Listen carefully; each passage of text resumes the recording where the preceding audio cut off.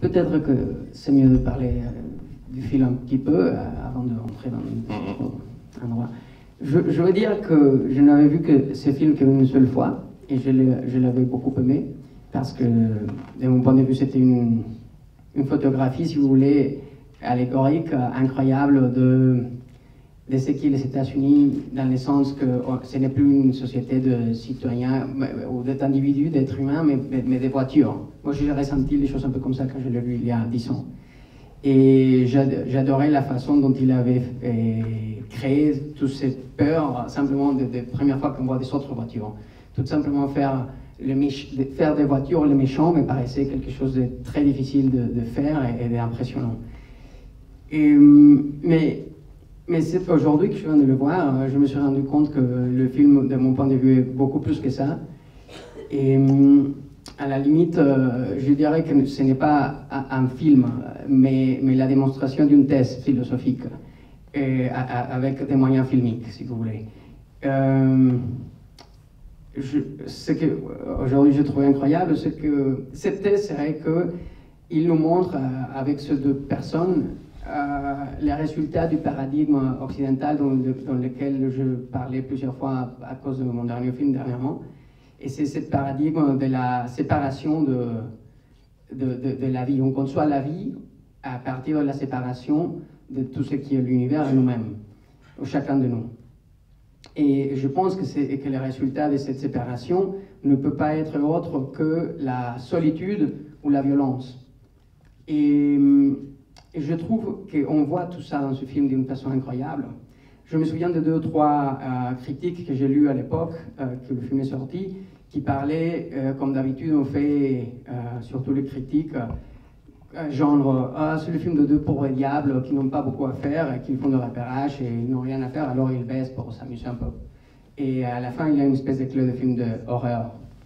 Et je pense que c'est trop facile de voir les choses comme ça, comme s'il s'agissait toujours de quelqu'un d'autre, des hystériques ou de gens qui sont de pauvres diables. Mais la réalité, c'est que de mon point de vue, ces deux personnes sont une allégorie ou une métaphore parfaite de tous nous occidentaux qui vivent sous ce paradigme philosophique. Moi-même, en étant mexicain, même si ma culture n'est pas tout à fait occidentale, ma vision du monde l'est, dans ce sens-là. Et aujourd'hui, j'ai vu ça, et vraiment, je pense que, oui, comme j'ai dit, il y a la grande majorité de ce qu'on appelle des films ne sont que de la littérature illustrée, de mon point de vue. Puis il y a certains films, comme par exemple La vie de Jésus ou Radevich et plusieurs autres films de Bruno.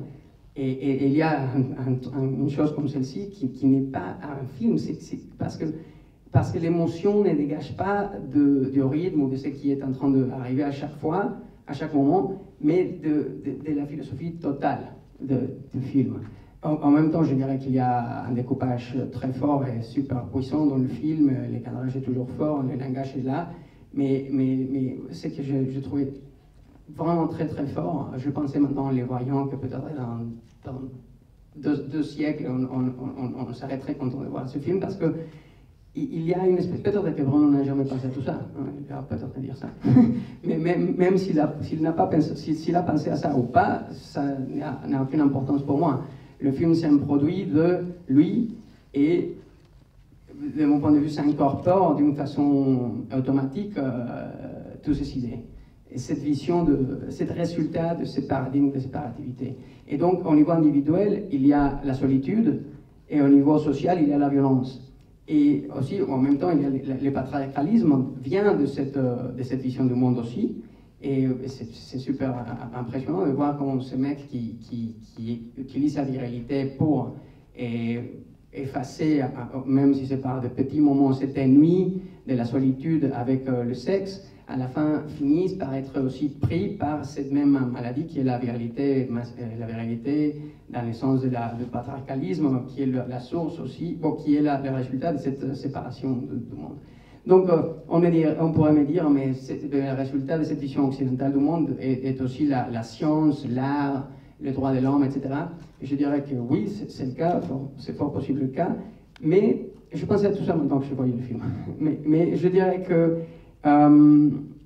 disons que en Occident, en Occident, dans toutes les visions du monde, il y a des gens qui puissent se connecter au niveau personnel avec la spiritualité ou simplement l'intérieur de l'âme ou quoi que ce soit. Mais dans des autres sociétés où il n'y a pas de la séparation, si on ne peut pas faire ça, on reste de toute façon connecté grâce au système social. Mais dans l'Occident, si on n'arrive pas à pouvoir rentrer dans un autre niveau de conscience, et c'est le cas de la grande majorité des gens, alors on est laissé toute seule dans la solitude. Et dans ce sens-là, ce n'est pas une chose étrange que le capitalisme soit aussi le résultat de la vision occidentale du monde, parce que c'est aussi un système qui est bien pour ceux qui sont capables de réussir, et n'est pas idéal pour ceux qui ne sont pas capables. Et bon, je pensais à tout ça, et aujourd'hui, j'ai vraiment été bouleversé par le film. Tout ça, la fin, tout ça, c'est super bien, parce que c'est un résultat total du film, mais je ne parlerai jamais de ce film comme un film d'horreur ou de trucs comme ça. Bruno, vous voulez réagir?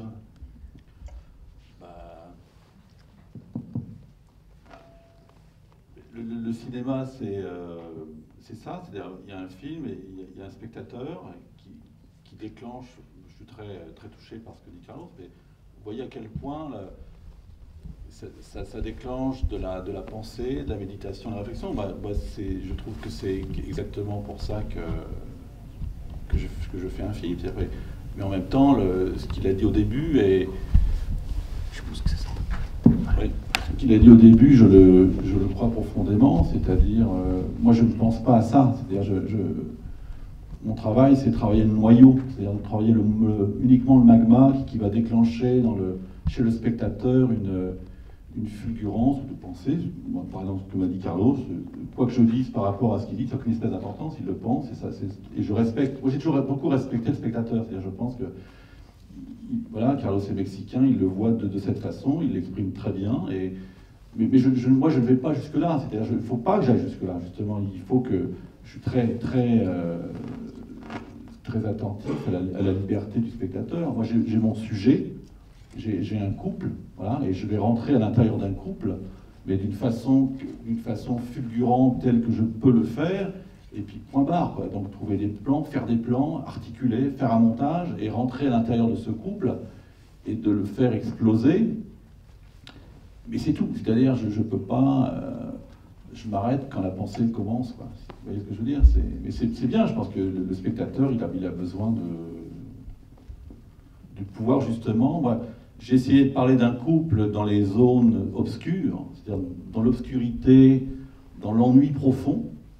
Je pense qu'il y a dans l'amour quelque chose de tout à fait exaltant, mais il y a son revers qui est quasiment monstrueux.